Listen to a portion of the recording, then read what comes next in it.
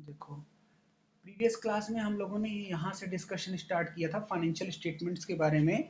और financial statements में हमने देखा था कि फाइनेंशियल स्टेटमेंट इंक्लूड्स व्हाट।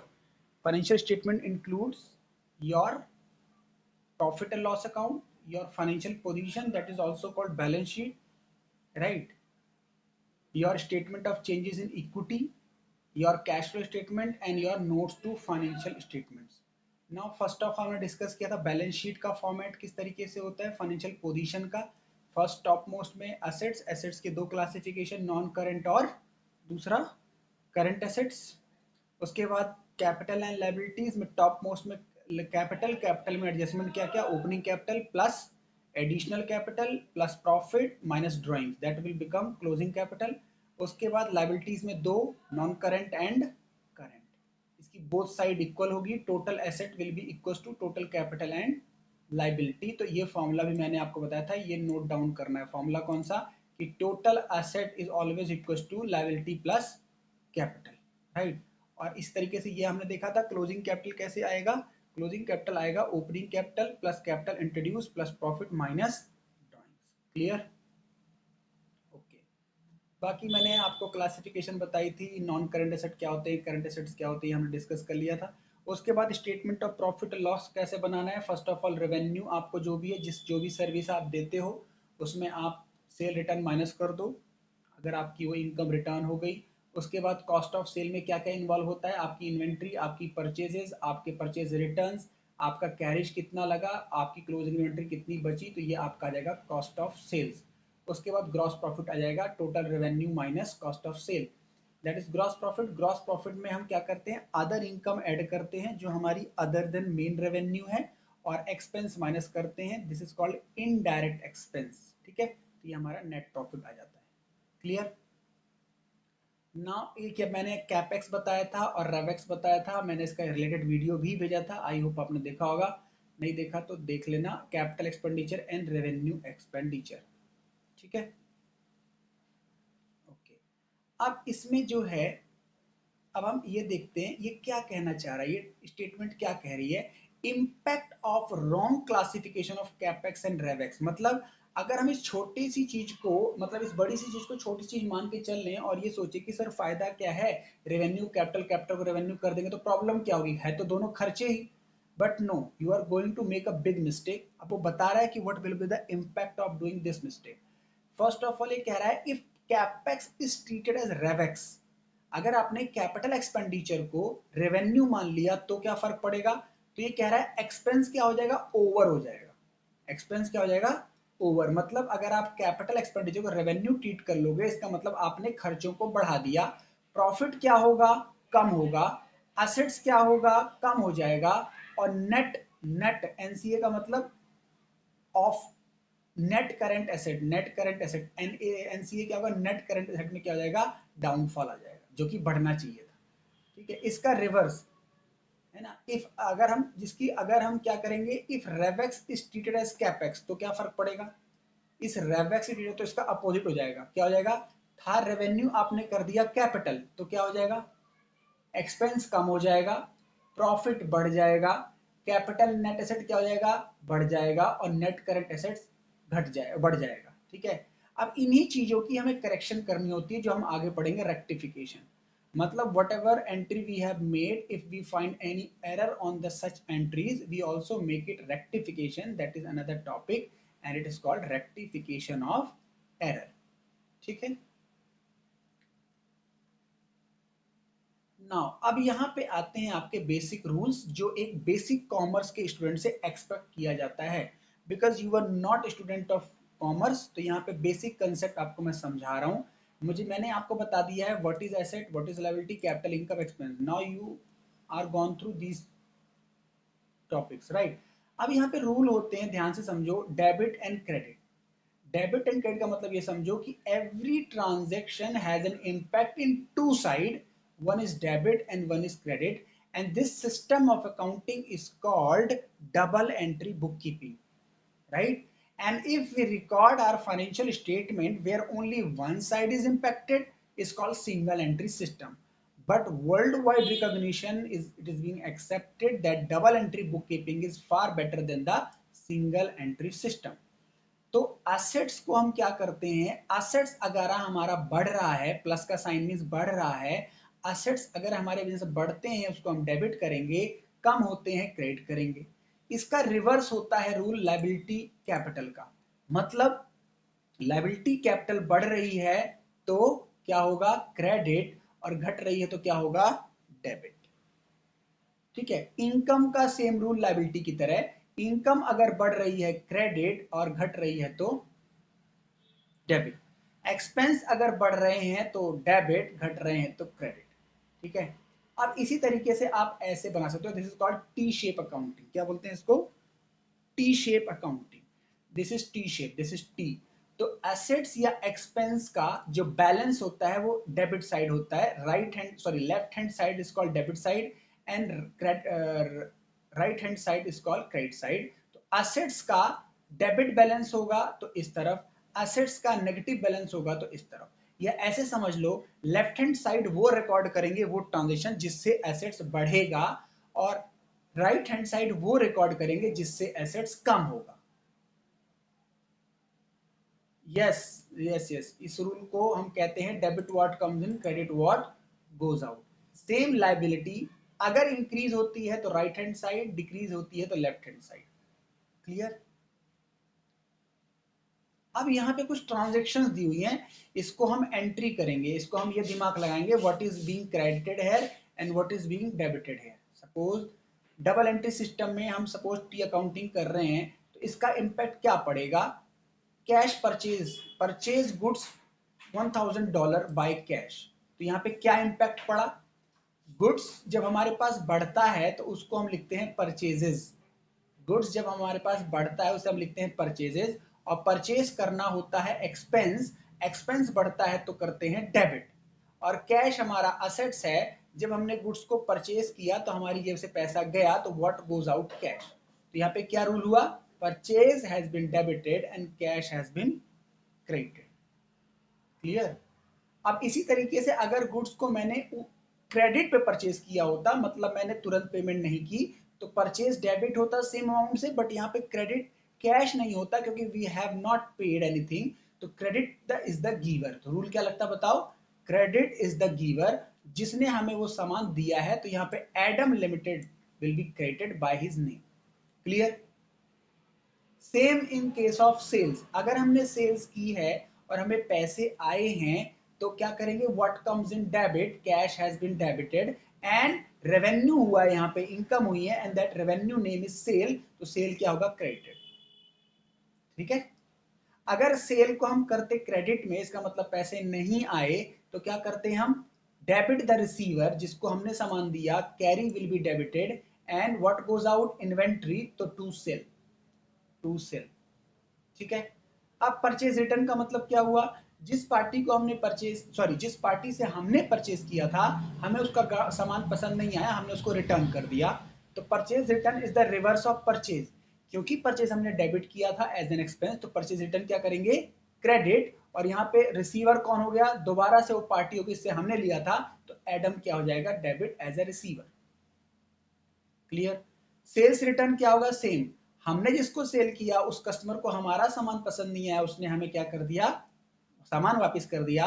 तो क्योंकि हमने सेल को इनकम माना था, हमने क्रेडिट किया था, अब उसको क्या करेंगे, डेबिट। तो cell return will be debited and party name क्या हो जाएगा, credited. Party name credited, credit the giver, credit the giver, उसने हमें सामान दे दिया, carry, carry will be credited. ठीक है, कोई प्रॉब्लम।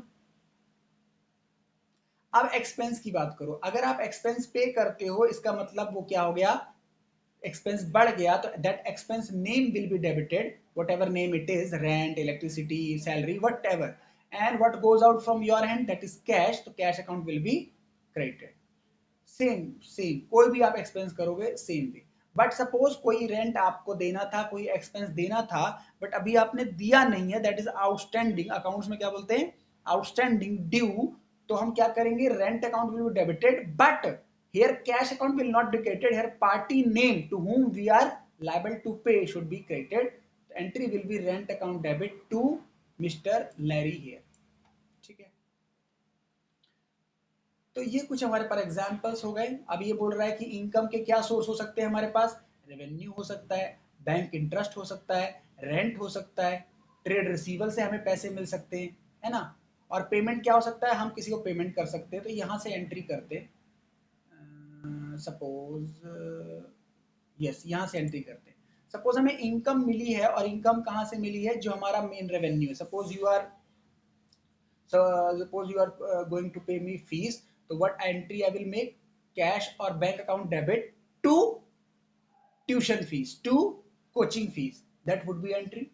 अगर मुझे आपसे पैसे नहीं मिले, मैंने जो आपकी फीस बैंक में जमा करा रही है उसके थ्रू मिले, तो एंट्री क्या हो जाएगी, bank account debit to bank interest, bank account debit to bank interest, क्योंकि मेरा बैंक बैलेंस बढ़ गया और मेरा इनकम का किस वे में आया, इनकम किस सोर्स से, बैंक इंटरेस्ट। क्लियर। इस तरीके से रेंटल अगर मिलता है तो एंट्री क्या होगी, cash account debit to rental income. ठीक है। अगर कभी कभी क्या होता है, ट्रेड रिसीवेबल, मतलब नेक्स्ट अब हम देख रहे हैं कि ट्रेड रिसीवेबल एंड पेबल का क्या इंपैक्ट होगा। ट्रेड रिसीवेबल मतलब हमें पैसे मिलने थे, है ना, अगर पैसे मिल गए तो क्या करेंगे, व्हाट कम्स इन डेबिट, किससे आया और उस पार्टी का नाम जिससे आया। ठीक है, क्रेडिट द गिवर। सेम अगर हमने पेमेंट करी है किसी पार्टी को, दैट इज पेबल। तो हमने जिसको पे किया वो debit, that party name debit, और जिस वे से पे किया, कैश से पे किया, बैंक से पे किया, वो क्रेडिट। ठीक है, बाकी सेम ही एग्जांपल है। अब आते हैं यहाँ पे बैड डेट्स।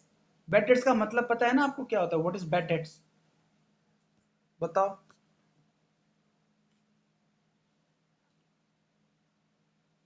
हाँ, अब बैड डेट्स का रीजन क्या होता है, बैड डेट्स का रीजन कई होते हैं। या तो आप इंसॉल्वेंट हो गए, बैंकरप्ट हो गए, या आपने मुझे बता दिया कि आप नहीं पे कर पाओगे, या आप कहीं भाग गए। तो बैड डेट्स का मतलब जो डेट से रिकवरी होनी थी, दैट बिकम बैड, तो उसको हम क्या मानते हैं, लॉस। उसको हम क्या मानेंगे, लॉस। जो डेट हमारा रिसीवेबल था वो अगर बैड हो गया तो उसको हम क्या मानेंगे, लॉस। और एंट्री क्या करेंगे, bad debts debit to party name, जिस नाम का पैसे मिलने थे उसको क्रेडिट कर देंगे। ठीक है, बोलो। कभी कभी ऐसा होता है कि जिसको हमने बैड डेट्स मान लिया, जिससे हमें पैसे नहीं मिल, मतलब जिससे पैसे मिलने थे उसको हमने बैड डेट्स मान लिया, और सम टाइम लेटर और some year later that party comes to us और पे अस दैट अमाउंट, तो it is a surprise. It is a surprise. Surprise means अब हम उसको नेम से रिकॉर्ड नहीं करेंगे, उस पार्टी के नेम से कि आपने हमें पैसे दिए, क्योंकि उसका नेम हमने अपनी कॉपी से पहले ही प्रीवियस एंट्री में स्क्वायर ऑफ कर दिया। तो एंट्री यहाँ पे क्या होगी, एंट्री यहाँ पे क्या होगी, कैश और बैंक अकाउंट डेबिट, उसने जिस मोड से उसने पे किया, टू बैड डेट्स रिकवर्ड। ठीक है। अब सेम परचेज ऑफ एसेट्स की एंट्री क्या होगी, परचेज ऑफ एसेट्स की एंट्री क्या होगी, जो भी एसेट खरीदा डेबिट, और जिस वे में खरीदा वो क्रेडिट, कैश से खरीदा कैश से, बैंक से खरीदा बैंक से, पार्टी को उधार में खरीदा तो पार्टी का नेम। ठीक है। Now what will be the entry of next, अगर हम बैंक से लोन लेते हैं तो एंट्री क्या होगी, बैंक से लोन लेने की एंट्री क्या होगी, बताओ। Obtain a loan from bank, तो बैंक से लोन लेंगे तो बैंक हमें क्या करेगा, हमारे बैंक में अमाउंट क्रेडिट कर देगा, वो हमें गड्डी नहीं देगा। तो bank account debit to bank loan, bank balance बढ़ जाएगा और लायबिलिटी क्रिएट हो जाएगी बैंक लोन की। ठीक है।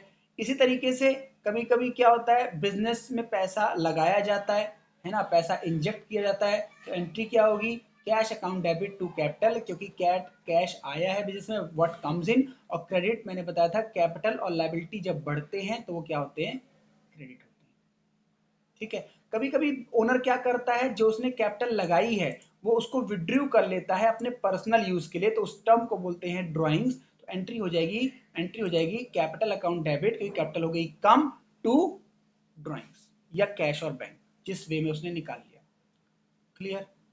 अगर वो कैश की जगह क्या निकाल लेता है, अगर कैश का क्या निकाल लेता है, स्टॉक निकाल लेता है। स्टॉक मतलब जिसका वो बिजनेस करता है, वो अपने पर्सनल यूज के लिए निकाल लेता है। सपोज मेरी कंप्यूटर की शॉप है और मैंने एक कंप्यूटर निकाल के अपने रिलेटिव को दे दिया, तो एंट्री क्या होगी, एंट्री क्या होगी, drawings account debit to purchase. Purchase क्यों लिखे, क्योंकि स्टॉक के लिए हम क्या रिप्रेजेंट करते हैं, स्टॉक, परचेज।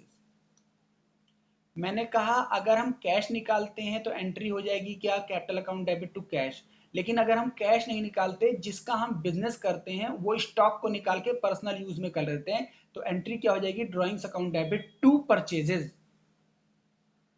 ठीक है, कभी कभी हम बिजनेस का एसेट अपने यूज के लिए रख लेते हैं, जैसे मान लो मेरे इंस्टीट्यूट में लैपटॉप है, कंप्यूटर्स हैं और प्रोजेक्टर है, इन चीजों को अगर मैं पर्सनली ले जाऊं अपने घर अपने पर्सनल यूज के लिए, तो एंट्री क्या हो जाएगी, फिर से drawings account debit to that assets. Clear? Clear हुआ? अब जो मैंने आपको बताया था यहाँ पे फिर से आ गया वैट अकाउंट। वैट का मतलब, वैट हमारे दो तरीके से होता है, एक बनता है इनपुट और एक बनता है आउटपुट। आउटपुट का मतलब any VAT which you have levied on your bill to some another party, and that tax which you have levied to some another party you have to pay to the government, that become your liability, that is your output. And any VAT, any tax you paid by you on the bill of another party, then you are supposed to get the credit of that VAT, it become your input. And net tax payable to the government formula will be, मैंने आपको बताया था आपको, output minus input. Clear?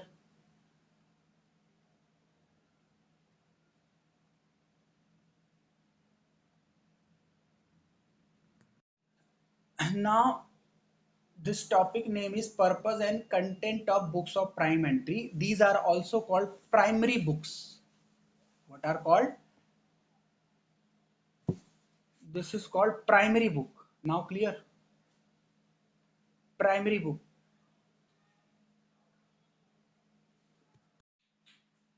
Primary book बोलो या prime entry of books बोलो, इसके अंदर वो बुक बनती है जिसका नेचर स्पेसिफाइड है। जैसे सेल्स डे बुक में हम सारी एंट्रीज वो रिकॉर्ड करेंगे जिसको हम सेल करते हैं, सेलिंग का सारा डेटा सेल बुक में रिकॉर्ड होगा।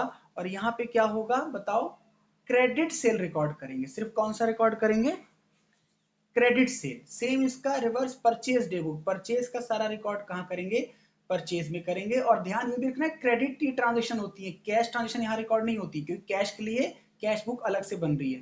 ठीक है, सेल्स रिटर्न बुक जो भी हमारे पास कस्टमर हमारा रिटर्न कर देगा, परचेज रिटर्न बुक जो हम रिटर्न कर देंगे वहां पर रिकॉर्ड करेंगे। पेटी कैश बुक जो डेली हमारा कैश का नेचर है छोटे मोटे खर्चों के लिए। और जर्नल एंट्री मतलब ऐसी एंट्री जहां पे कोई स्पेसिफाइड बुक्स मेंटेन नहीं है, तो उसके लिए हम जर्नल एंट्री या जर्नल प्रॉपर बुक्स बोलते हैं उसको। ठीक है,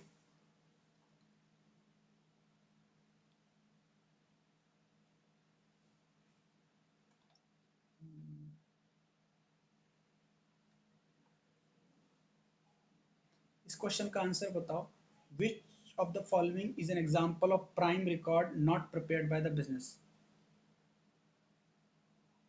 बैंक स्टेटमेंट, क्योंकि बैंक स्टेटमेंट बैंक बनाता है। ठीक है, ये बताओ। रिटर्न आउटवर्ड का मतलब होता है सेल रिटर्न।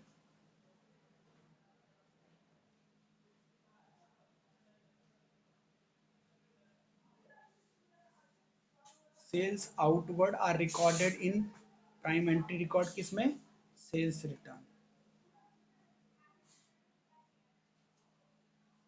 अभी इतना खतरनाक सा डायग्राम बना है, बस इसकी जरूरत नहीं है, ये सिंपल बस उसी चीज को इसने डायग्रामेटिकली प्रेजेंट कर दिया है।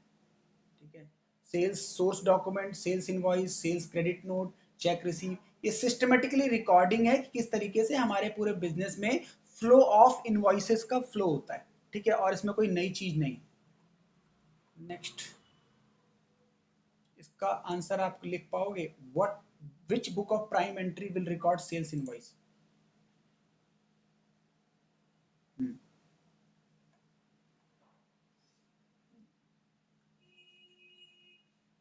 ये क्वेश्चन करें। देखो यहाँ पे कह रहा है, below is a table showing that sale tax arising from following transactions. ये कुछ सेल टैक्स हैं जिसमें हमें अराइज हुए हैं, cell tax arising from following transaction, purchase day book से, सेल डे बुक से, परचेज रिटर्न बुक से, सेल रिटर्न बुक से।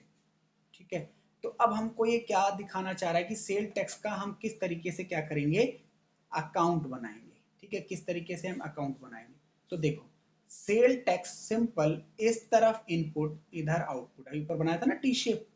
डेबिट साइड हमारा इनपुट जो हमें बेनिफिट देगा, क्रेडिट साइड जो हमारा आउटपुट जिसे हमें किसे वापस करना है, गवर्नमेंट को वापस करना है।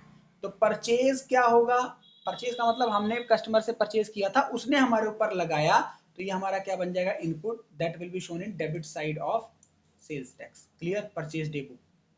उसके बाद सेल्स डे बुक या आउटपुट टैक्स लायबिलिटी हमें कंज्यूमर को वापस, सॉरी हमें गवर्नमेंट को वापस करना है, क्रेडिट साइड आएगा 300। ठीक है। परचेज रिटर्न का मतलब क्या हुआ, हमने परचेज किया था, टैक्स हम पे लगा था, वो हमारा इनपुट बना था, अब हम वापस कर रहे हैं, इसका मतलब वापस टैक्स वापस करना है, तो ये आ जाएगा क्रेडिट साइड इस तरफ, output liability purchase return. Clear. Sales return day book मतलब हमने सेल किया होगा, हमारा आउटपुट बना था, लायबिलिटी बनी थी, लेकिन अब हम रिटर्न हो गया, हमारा सामान वापस आ गया, that become input, debit side आएगा। ठीक है। तो नेट पेबल रिसीबल क्या हो गया, देखो ये balance CD means net payable और receivable, it means tax payable. Tax payable मतलब your this side, your credit side is more than debit side, means your output is more than your input, it is your 130, that is your tax liability you have to pay to the government. ठीक है। अगर ये balance CD इस तरफ आता right hand side, तो that become your refund amount, refund amount आपको government वापस करती। वैसे सेल्स टैक्स में रिफंड नहीं मिलता, आपका एडजस्ट होता है, इनकम टैक्स में रिफंड मिलता है। ठीक है।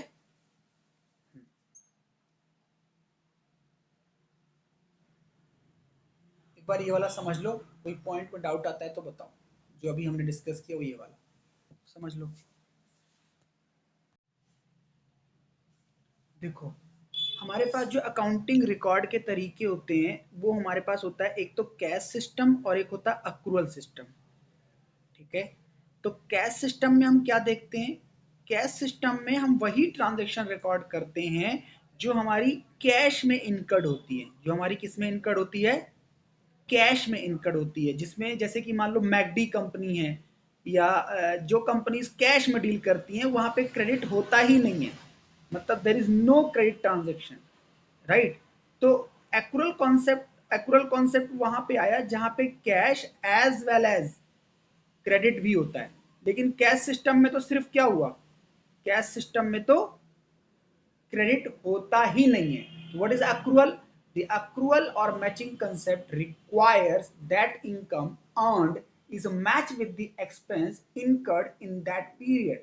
It is regardless whether it is received or paid. इसका मतलब क्या कह रहा है, अक्रूवल को मैचिंग कंसेप्ट भी बोलते हैं, जो ये कहता है कि कोई भी इनकम अगर रिसीव हुई या कोई भी इनकम, वो मैच करेगी उसी पर्टिकुलर ईयर के एक्सपेंस से, और इसका उल्टा अगर कोई एक्सपेंस किया है तो वो उसी पीरियड में आपको इनकम जनरेट करके दे देगा।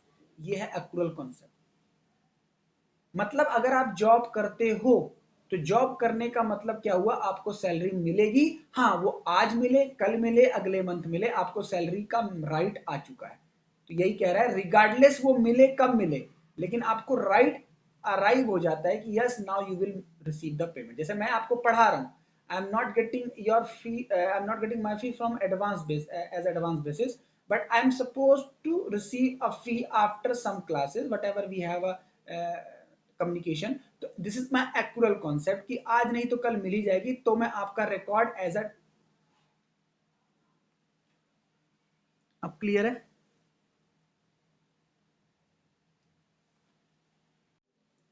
तो एक्रूरल कॉन्सेप्ट में हम क्या समझे, एक्रूरल कॉन्सेप्ट का मतलब ये हो गया कि every income will be same matched with the our expenses, and our expense will match with our income in same period.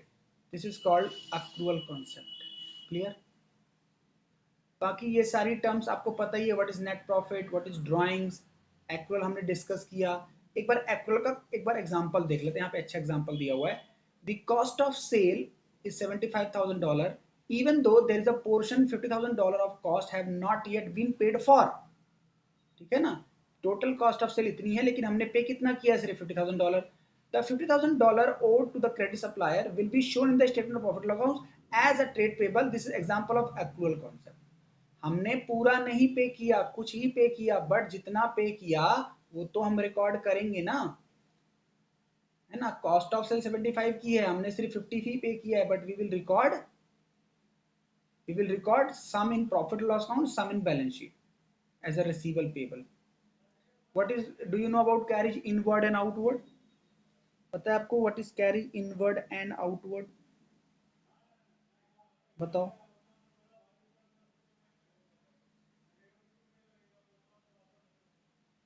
Hmm.